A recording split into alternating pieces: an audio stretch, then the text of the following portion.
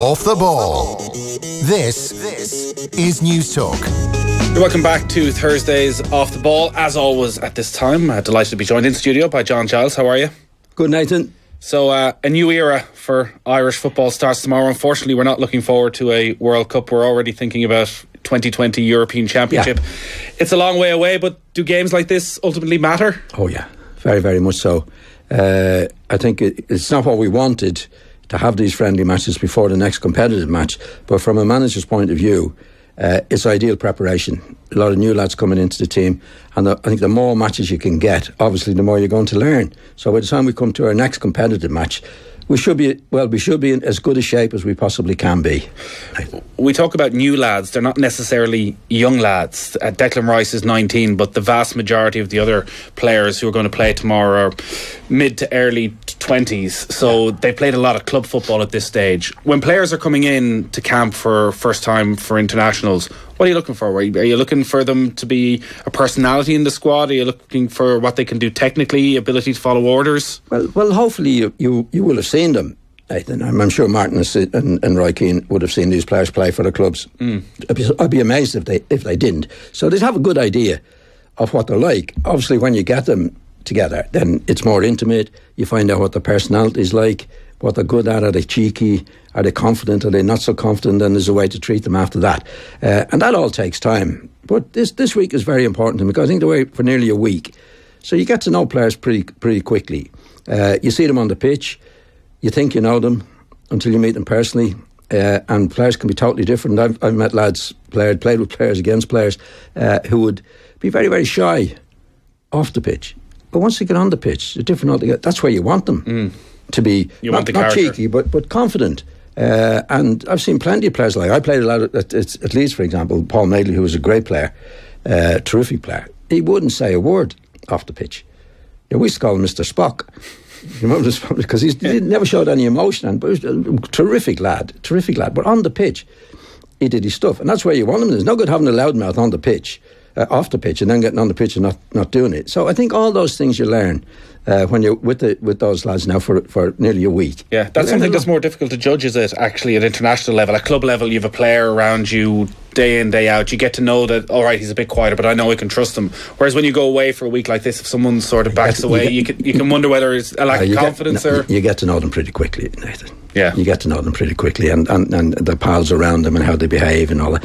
Now, you know a good bit about them after a week, and certainly you know a lot more about them on the pitch when you're speaking one-on-one with the particular player. So it's a new time, it's a new beginning for Martin, it's a new beginning for the team, it's a new beginning for Martin. I'm sure Martin has learned a lot in the previous qualifier. He made mistakes. Everybody makes mistakes at the time, and realising what mistakes did I make, and put them right for the next get together. Yeah, is that the real key here, that when we head to these Nations Cup fixtures, which I think Ireland are going to take as competitive games in the autumn, that we see signs that O'Neill has learned the lessons of the defeat to Denmark, that there are improvements in the structure, that there are improvements in the style? Or with Martin O'Neill, all his experience, everything he's done throughout his career, do you sense maybe it'll be the same old, we'll have the same question marks in 6 months' time? I'm surprised if it is, because he's a very intelligent individual, Martin. I don't know Martin very well. I've only met him a few occasions, but he's a very intelligent guy. And like, when you're managing a football team, obviously you've got to look back. What did I do? Did I do everything? Nobody does everything right. And go on to things you did wrong. I mean, I think Martin's attitude after the Denmark match was, well, that's what I did. But I mean, he did make mistakes in the Denmark match, changing the team at half time and whatever. That happens. That happens to every manager. But you have to recognise that to put it right for the next time. And I'd be amazed, having gone over it, I'm sure he has, like all managers do, to say, well, I might have been quite right on that one, because you don't do it. Nobody does everything right. And it's learning from your mistakes and admitting your mistakes to go next time. And it's new, because a lot of new lads coming into the team now. But you live and learn all the time, Nathan. We've spoken previously on several occasions about the mistakes of the first leg against Denmark as well, and the attitude going over there, where we basically didn't try and play any football and seemed happy enough, delighted to get away from Copenhagen with a scoreless draw.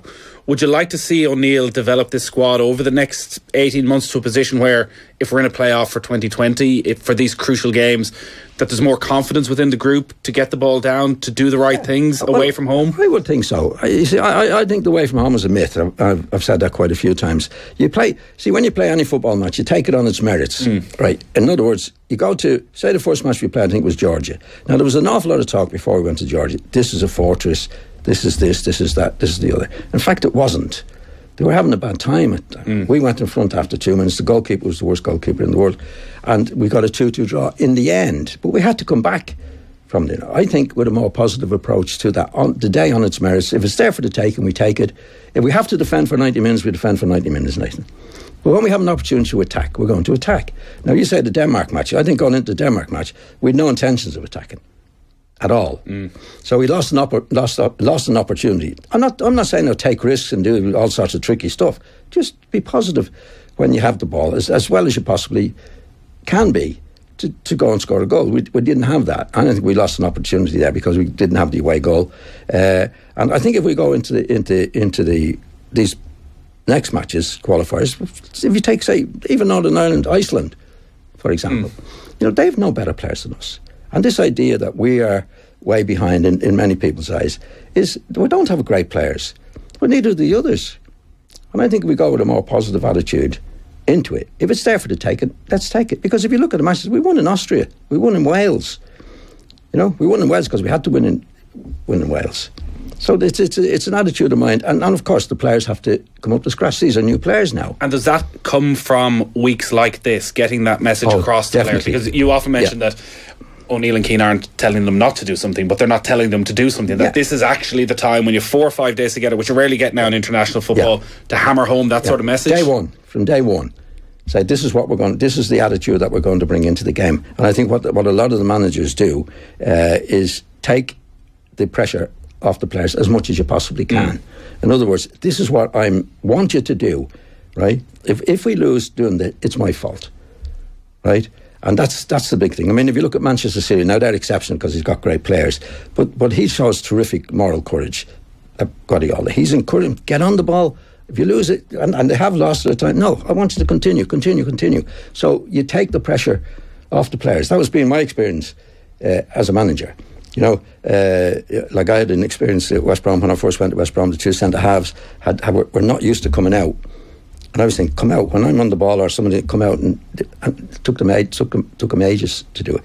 And what I said was, look, if you come out and you lose the ball and they score, it's my fault. So you're releasing the pressure on the players, or the responsibility on the players. Are you making that public? Are you letting the fans know that this is what you're trying to do? No.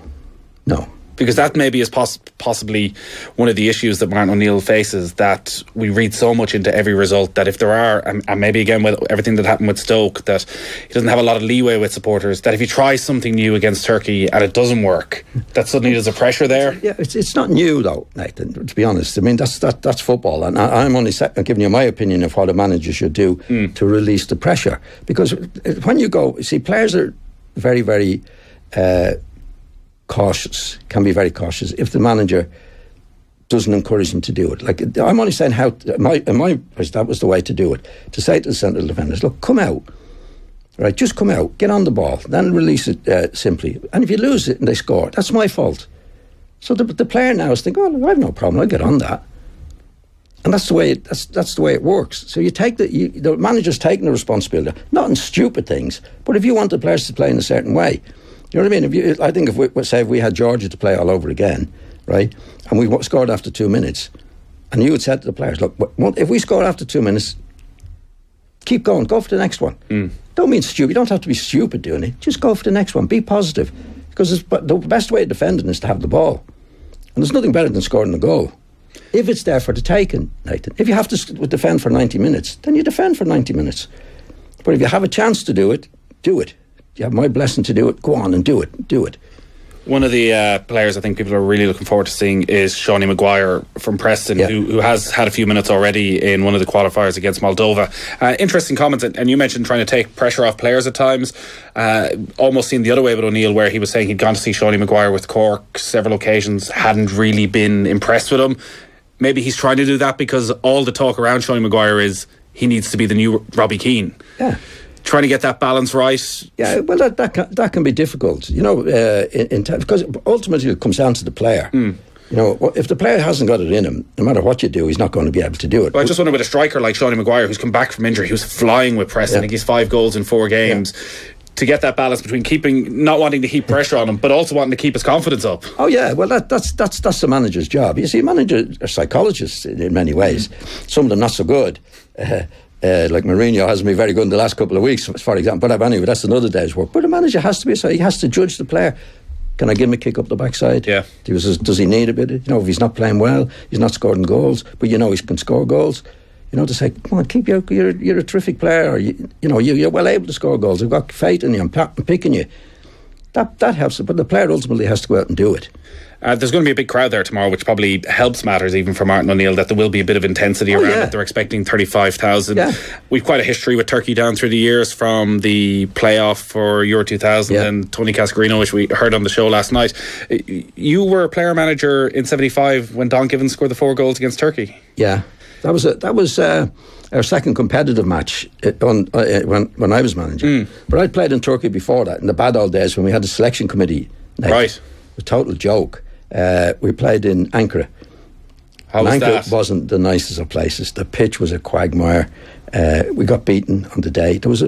And it was funny in Ankara. I don't know whether it's changed now, but even during the day, when we were there was like thousands of people wandering around. Like about 15,000, 20 came to see us training. That's how bad it was. And was that a hostile atmosphere, or just happy to see hostile. you? Totally hostile. In fact, I think Eamon Dunphy played in the match. I think somebody gave him a kick or something coming off. We were beaten as well, and it was the bad old days when the selectors played picked the team. The team, yeah. That, you know, and because I remember it was around February time, and in those days you didn't have to be automatically released, and it was February, and because Don Reviewed, I said, "Look, I don't want you going there." I said, "No, I'd like to go to Turkey." You know, actually, I thought nice and sunny. You get a bit of a break from the winter in England, and went over. Nightmare, snow, freezing cold. The pitch was a quagmire. We got beat, you know, and they were totally hostile. That was my first experience. Wow. My second experience, I think, was in Izmir. This was when I was manager of the team. We'd beaten them 4-0 here. 74. It was a return match in 74. And Izmir was a beautiful place, holiday. And I was dreading going to Izmir. It'll be the same old story. Yeah, and then we played in the capital, in Turkey, in a friendly match. And I don't know whether they've changed over the years or not, Nathan. But when we played them in a friendly match here as well, Lansdowne Road. Now we had beaten them 4 in the competitive match, but a year or two later we played them, and we were 4-0 up at half time. I always felt with the Turks, they saw the names of our players playing for big teams in England, and they were totally scared, right? And a match in Dublin, I'll never forget, we were 4-0 up, half time, we got a penalty just after half time, and Ray Tracy was on a hat trick, which I shouldn't have let him take, he missed it. They got 2 goals back on us, Nathan, and we hung on at the end. In other words, what they did, these guys are not that good. Now, it was a bit late for them. So they started the game in awe of you, delighted to be sharing the same pitch. Exactly. And then we did the same, and we went to, what's the capital of Istanbul. Istanbul. We played in Istanbul another time, a year or two later. I think it might have been Frank Stapleton's first goal, and we were 2-0 up there, and it was the same thing. They were hopeless. Second half, they started really playing. Yeah. Went 3-2 in front, and we got a 3-3 draw out of it. That's how I found the Turks, generally. A lot of good players, but didn't have a belief. Now, whether they've changed, that's a long time ago. But that's the way they were. 2 or 3 examples of that these guys started to play. You know, they must have said at half time, as I did. I know the feeling, because we used to be like that in the old days with the Irish team. We had loads of moral victories coming in after the match with the selection committee. We never looked like they were going, and come in and say, they weren't that good, you know, I think we could have done a bit, but it was too late. Yeah. And I think the Turks were like that with us. Now, they probably have changed since then. JP tells me Ankara is in fact the capital of Turkey, rather than Istanbul. Thank you. Yeah, and I couldn't believe it when we went to Ankara, to be quite honest. That this is you thought you were going to Istanbul? It certainly wasn't Istanbul anyway. But well, we might take a very quick break. There's a couple of things I want to touch on, but we'll take a quick break and we'll come back with more with John. Off the Ball on News Talk. The following ad for appliances delivered will be attempted using no bad Easter puns. The Easter sale is now on at appliancesdelivered.ie with exceptional offers like up to 25% off washing machines and dishwashers, up to 35% off refrigeration and small appliances, and an exciting up to 50% off cooking appliances with next day delivery nationwide. So if you're looking for cracking deals, then check out the excellent the Easter sale now on at appliancesdelivered.ie. Why pay more? Booking your next meeting? Impress your delegates in the newly renovated Midlands Park Hotel Conference Suites, located in the heart of Portlaoise, with convenient access to train and M7. Choose the all-new Midlands Park Hotel and get the right results you deserve with a professional team in a hassle-free environment. Book now on midlandsparkhotel.com.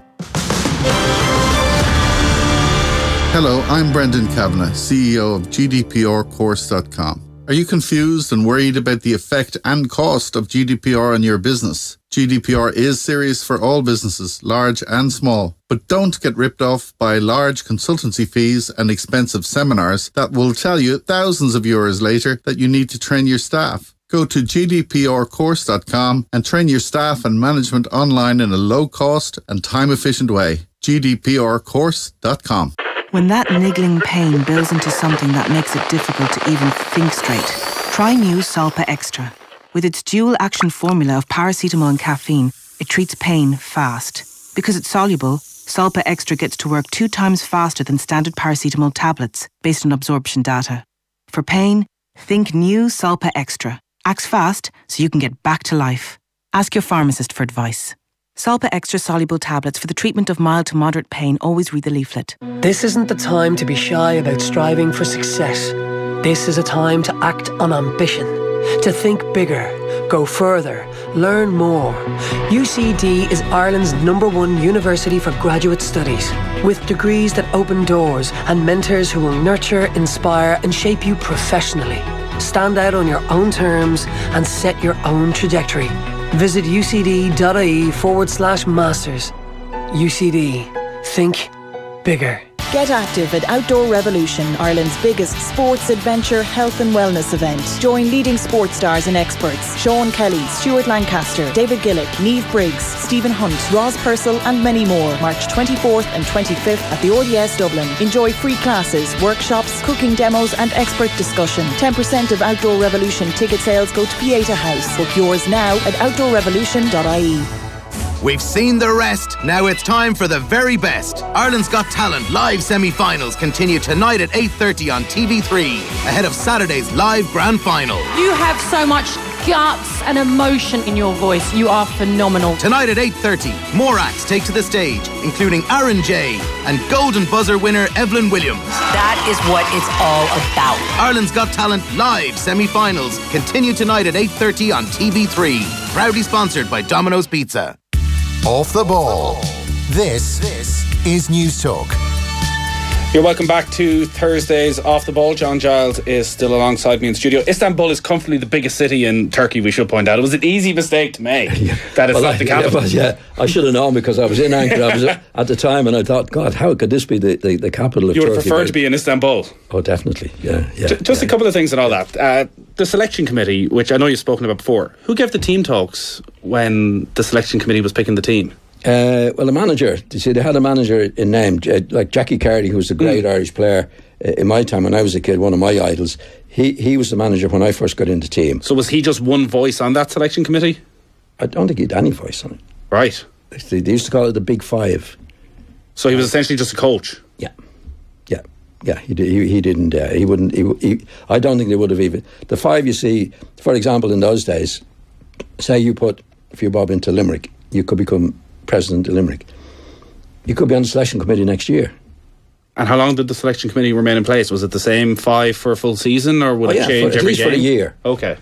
At least then there'd be a vote for the selection committee. And would they travel over to England and scout players? Well, they did sometimes. So they wouldn't know a player if he kicked them. That's what that was. But that was the way it was, and it would go on. Well, they didn't know anything about football. they weren't football people. Yeah. They could be businessmen that would be in the game for 2 minutes, and next thing you're on the selection committee. So did that mean you'd be turning up for internationals and you'd have been playing against players in the English league and they wouldn't be in the squad and you'd be wondering where they are and it could be they wouldn't have even heard of them, kind of? What they did a lot was, say a team like Everton had a few Irish players playing for them over the years. If they were going well, they're more likely to be picked. Yeah.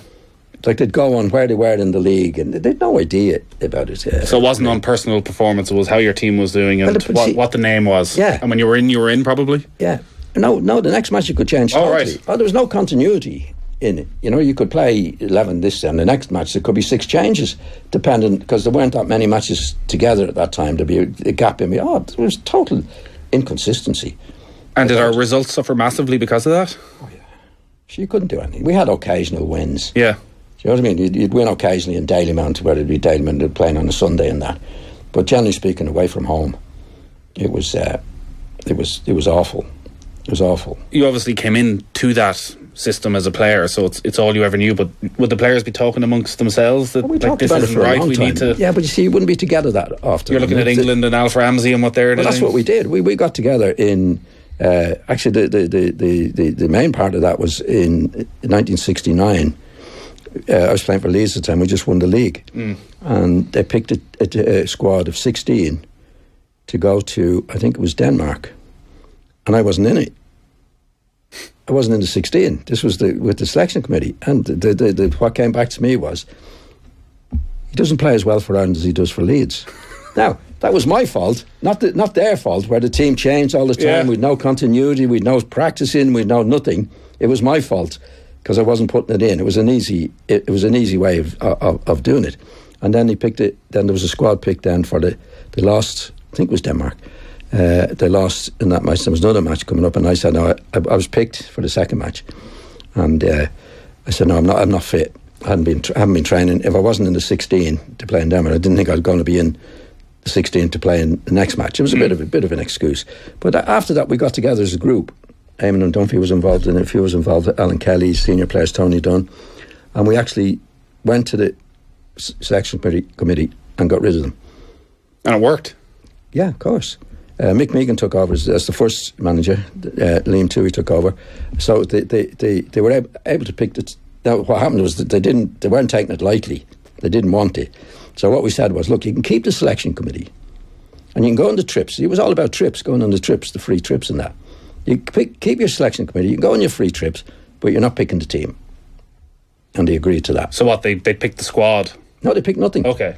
So there was a selection committee in name that got to go on a junket and got to go and enjoy the but the manager picked foreign cities. Manager and that picked was the it. team, picked the squad and team after that, and then we picked up. Obviously, well, there was more continuity. It was run in a professional way after that. When you would link up, would that be for 3-4 days at a time? Would it be Mick Megan and a team of coaches? What sort of backroom staff had you? Well, if you were playing friendly matches would be on a Sunday. So you'd play on the Saturday, you play on the Sunday. So you play for your club on the Saturday and then over and play international on the Sunday? Yeah, wherever you were, you made your way over. And then it got a bit better for the competitive matches because we started having the competitive matches on the Wednesday. So there weren't as many competitive. See, when I was playing in the team and I actually took over as a team, there was only a group of 4 elected. But you had to win the group. You know, people say to me, or could criticise me, well, you never qualified for the Champions or the World Cup, which I didn't. But we finished in second and third in some. We had to win it. Like that group in 76 where you had Turkey and the Soviet Union. Yeah. You beat the Soviet Union, but they won the group. We lost it, yeah. But we had to win that group. There was no playoffs in third place or even in second place. You had to win it because there was less teams. There was only about, if you go back on, there was only about 8 to 10 teams qualified for the Euros. Yeah, 8, was it? 8 teams. So you'd little or no chance of qualifying. But at least we were making it. We were making a stab at it. You know, we were actually beating teams. I think before I took over the team, I know I'm not patting myself in the back. I think we'd won 3 matches in 5 years. We were a joke, you know. Like we had a selection. Like England had Ramsey in 1963, I think, as their manager. Yeah. And a lot of other teams. We were 1970. By the time we got a manager. And did you enjoy it? Did you still, when you're going through such a horrible spell, and clearly you're playing brilliantly with your club and you're winning league titles and you're at the top of the game in England, and you're coming back here to what it sounds like is essentially amateur football. It was awful. And I was left out. I was left out of the squad of 16, having just won the league at Leeds, because I was getting the blame. He's not playing as well for Ireland as he is for. Nothing about them making a mess of it and picking off and the conditions and the hotel bookings and all the various things was a mess. So in other words, nothing was their fault. If I wasn't playing well for Ireland, as I was for Leeds, it was my fault. So I'm leaving them out. Yeah, it wasn't that things were done right in Leeds so you could perform to exactly. Very, very professional team, as you can imagine. And I'm coming back to this shambles of it. We used to have to bring our own gear for training and that. So you had no training kit? No. And when you're going back to Leeds and you're telling players who've just won a World Cup what you're having to put up with, are you laughing stock? They wouldn't, but of course, it was always a laughing stock. They wouldn't believe you, because they got it. Now, to be fair, England had similar situation before Ramsey took over. Like, they had Winterbottom, who was the coach for England for years, but they could pick the team. They had no continuity in the team because they had the selection committee the same as we did, and then they got a grip of themselves. Ramsey was appointed in '63, I think. Who took 3 years before the winning the World Cup. So it was professionally run. Ramsey was brilliant at what he did. No, they wouldn't take any nonsense from the selection, or it was the old selection committee, and got on with the job, like we did. Eventually, we were in 1969-70 by the time we did that. So you didn't go to Denmark, and then you didn't come in for the second game of that. Was that the only time where you didn't fancy coming in with Ireland, or were there other periods? I always played after that. I missed a few matches because Don Review didn't want any of the lads going. No manager ever wants to play. Well, especially if you're playing on a Saturday and you're due to play again for the international side. 24 hours later. All of that, he never wanted any of the players to go with the international team, even the English players, right? And in my situation, I missed quite a few matches because of all this nonsense. Till we did make the final protest to get rid of them. And then we were okay. I mean, McMegan took over, Liam Toohey took over. At least they were in charge of it was being professionally run. Yeah. I mean, did you still feel you were playing catch up when you took over? Well, there was a couple of things happened. Liam Toohey, I got on well with Liam McMegan. Liam was good, and Liam resigned. I thought he'd go on. So we had nobody. I didn't look for the job. I was playing for Leeds at the time, a top team. And Des Casey and Fran Fields came to see me, said, would I take over as player manager? And I thought, well, I don't know anything about that. I mean, I'd have to ask Don Reevy, and he said, yeah, but Leeds have to take preference. Now, this is the time when the FAI was skint. They hadn't got two bob to rub together. And I took it, I was 33 at the time. And the reason I took it, because, I didn't want anybody, I was the senior professional at that time, and didn't anybody taking over. The Irish team that I didn't get on with.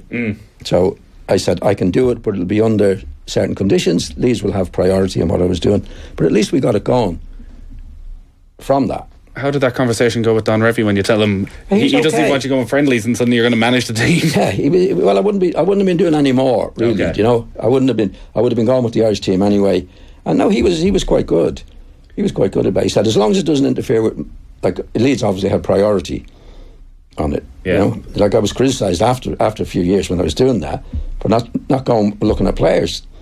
But that was the condition I took the job under, The 4-0 win against Turkey, then, just to wrap up, Don Givens, certainly when I was a kid and growing up, was very much a legendary figure in Irish football, because for so long he was the leading scorer, and so many of the good days were his 4 goals against Turkey or his hat-trick against Russia were the moments that stood out. Just how good a player was he? Don was good. He was a great finisher. Don was obviously he's a great finisher. He wouldn't have scored the goals he did, but he was sort of streaky, Don. Right.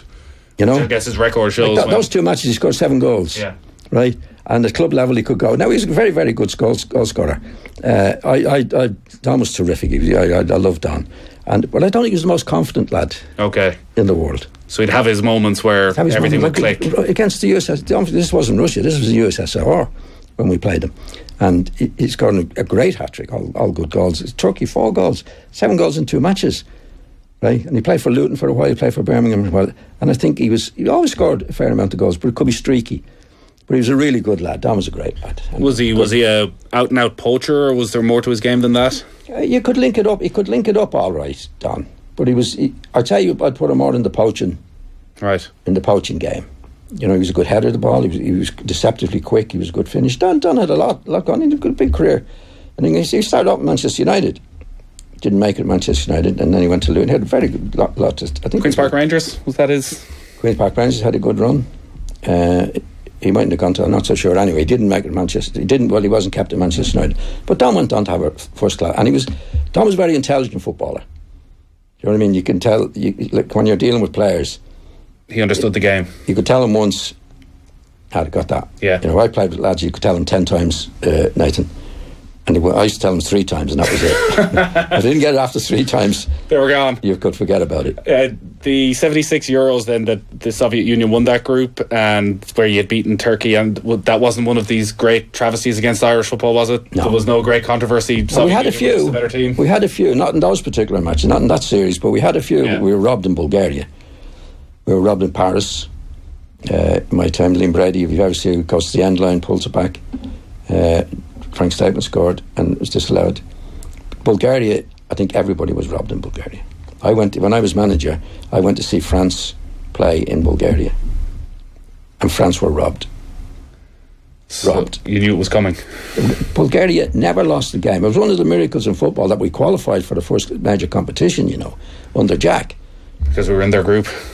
No, the Scotland went to Bulgaria for the last match, and they had to win in Bulgaria for us to qualify. Gary Mackay. Nobody had ever won in Bulgaria before. Ever. It used to be robbed in Bulgaria. Everybody. They qualified. Bulgaria used to qualify year after year for the major competitions, and did nothing in the competitions when they got there. Yeah, definitely. I was at the most of their home advantage. Oh, definitely. Well, I was at the French match, for example, and Platini and these guys, really top class French team. I think it was Platini got through the goalkeeper, took him down, cleaned him out. Play on.